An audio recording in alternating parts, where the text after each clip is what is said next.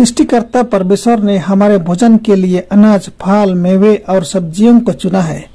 यथासंभव प्राकृतिक व साधारण रीति से पकाने पर ये भोज्य पदार्थ हमारे लिए सर्वाधिक पोषक एवं स्वास्थ्यवर्धक हैं।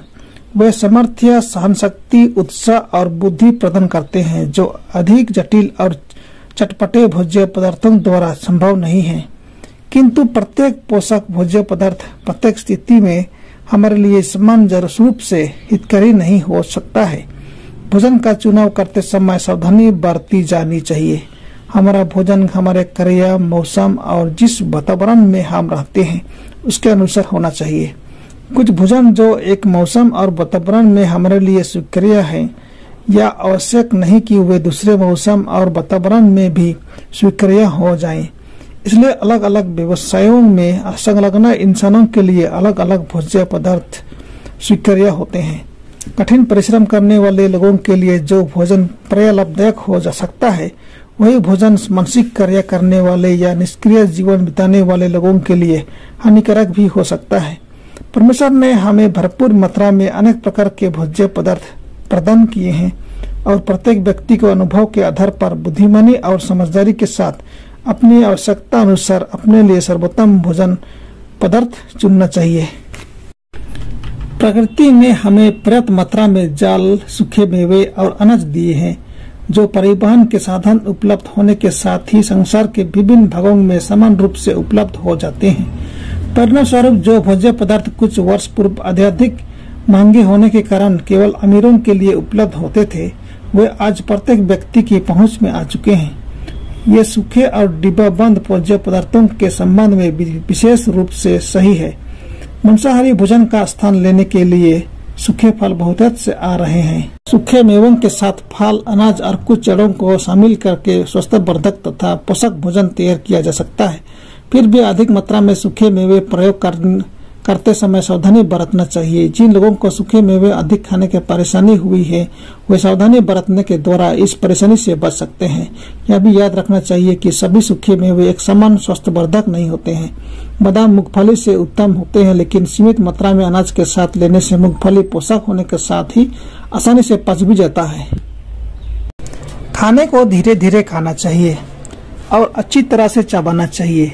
लार को खाने में अच्छी तरह से मिलने के लिए यह आवश्यक है और पचन करने वाले तरल पदार्थ भी क्रियाशील हो जाएं। खाने की दूसरी गंभीर बुराई अनुचित समय पर खाना खाना है, जैसे कि जोर से या अधिक व्यायाम करने के बाद जब आप बहुत थके हुए या गर्म हो। खाने के फौरन बाद नाड़ियों पर क्रिया का काफी दबाव बढ़ जाता है और जब खाना खाने से पहले या बाद में देह या दिमाग ज्यादा खर्च करने के कारण थके हुए हों तो पाचन में बाधा उत्पन्न हो जाती है। जब कोई उत्तेजित, चिंतित या जल्दी में है तो खाना तब तक नहीं खाना चाहिए जब तक आराम या तसल्ली ना मिल जाए।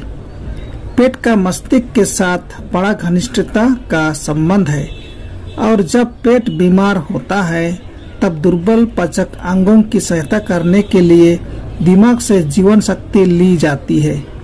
जब ये मांगे ज्यादा बढ़ जाती हैं तो मस्तिष्क पर दबाव बन जाता है।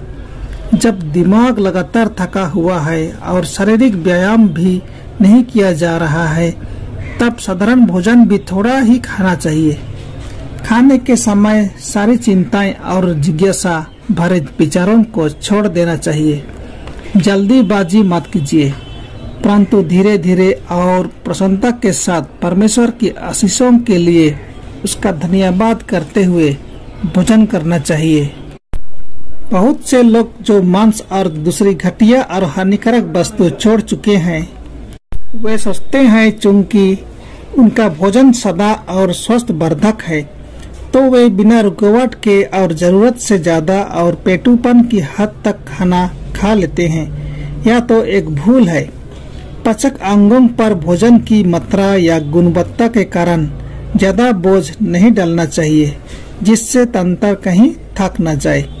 मेज पर भोजन बारी बारी से रखने का दस्तूर बन गया है। यह पता नहीं होता कि अब कौन सी भोजन वस्तु आने वाली है। तब तक कोई व्यक्ति उस भोजन को पर्याप्त मात्रा में ले चुका हो जो उसके लिए हितकर ना हो। जब आखिरी क्रम का खाना सामने आता है तब वह पराया सीमाओं के पार जाने की हिम्मत करते हुए मन मोह लेने वाली मिठाई ले लेता है जो उसके लिए केवल हानिकारक ही साबित होती है। यदि परोसा जाने वाला सारा खाना आराम में एक ही बार में मेज पर लगा दिया जाए तो खाने वालों को अपनी इच्छा अनुसार उनमें से सबसे अच्छा चुनाव करने का मौका मिल जाता है। कभी कभी तो ज्यादा खाने का नतीजा फौरन ही सामने आ जाता है। दूसरे मामलों में पीड़ा की अनुभूति नहीं होती है, परंतु पचाने वाले अंग अपनी जीवन शक्ति खो देते हैं। शारीरिक शक्ति की आधारशिला ही कमजोर हो जाती है। आवश्यकता से अधिक भोजन तंत्र को बोझिल और बीमार करता है और बुखार जैसी दशा उत्पन्न कर देता है। इससे पेट अधिक रक्त की मांग करता है जिससे हाथ पांव जल्दी से ठंडे पड़ जाते हैं। इससे पचन अंगों पर फालूत का बोझ बढ़ जाता है और जब ये अंग अपना कार्य कर चुके होते हैं तब कमजोरी या दुर्बलता का एहसास होता है। कुछ लोग जो लगातार खाते रहते हैं वे इसको भूख समझ लेते हैं, परंतु यह तो पाचक अंगों के आवश्यकता से अधिक काम करने के कारण हुई थकावट का असर है। कभी कभी दिमाग में सुन्नापन छा जाता है। इससे किसी मानसिक या शारीरिक परिश्रम करने के लिए रुचि समाप्त हो जाती है। ये अस्वाभाविक लक्षण इसलिए होते हैं क्योंकि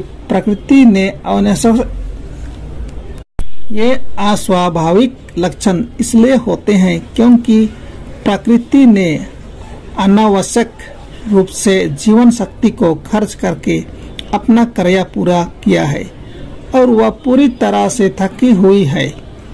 पेट कह रहा है मुझे विश्राम दो, परंतु इसका अर्थ और खाने की मांग के रूप में लगाया जाता है। इस प्रकार पेट को आराम देने के बजाय उस पर दूसरा बोझ लाद दिया जाता है। इसके परिणाम स्वरूप पाचक अंग खराब हो जाते हैं, जबकि उनको अच्छा काम करने के लिए